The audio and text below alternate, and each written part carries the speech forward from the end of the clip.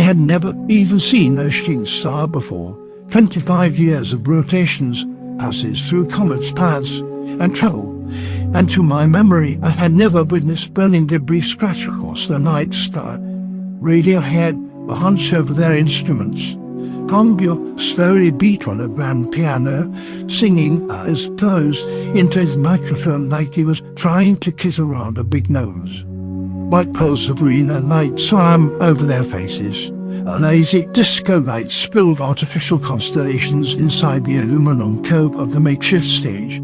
I stared in trance, soaking in Radiohead's new material, chiseling each sound into the best functioning parts of my brain. The butterscotch lamps along the walls of the tight stage strode blade upward into the cobalt sky, which seemed as strikingly artificial and perfect as a wizard's cap. Suddenly, a rise of whistles and orgasmic cries swept unfittingly through the crowd. I looked up. I thought it was fireworks. A teardrop of fire shot from space and disappeared behind the church where the soapy river now called. Radiohead had the heavens on their side. For further testament, my friend and I both suffered car accidents in the same week in different parts of the country, while blasting airbag in our respective Japanese imports. For months, I feared playing the song in my car. With good reason, I suspect Radiohead to possess incomprehensible powers. Kid A obliterates how albums and Radiohead themselves will be considered. Even the heralded OK Computer has been edged down one spot in childhood. Kid A makes rock and roll childish. Comparing this to other albums is like comparing an aquarium to blue construction paper. This is an emotional, psychological experience. Kid A sounds like a clouded brain trying to recall an alien abduction. It's the sound of a band losing faith in themselves, destroying themselves, and subsequently rebuilding a perfect entity. In other words, Radiohead hated being Radiohead, but ended up with the most ideal natural Radiohead record yet.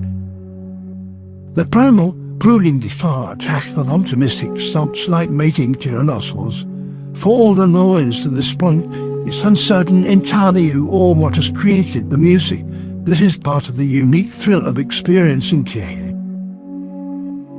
Wilkes' breath can be heard frosting over the rainy, grey dam. Words accumulate and stick in his mouth like a cuss. He mumbles while Charlie Greenwood squirts whale chant feedback from his guitar.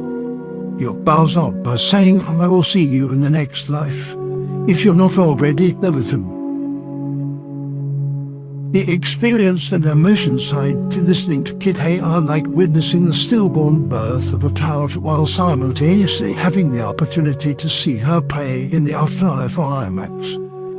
It's experimental yet familiar, foreign yet warm by, awakening yet dreamlike, infinite yet 48 minutes. It will cleanse your brain of those little crustaceans of worries and inferior albums clinging inside the fold of your grey matter. Breathing people made this record, and you can't wait to dive back in and try to prove that wrong over and over.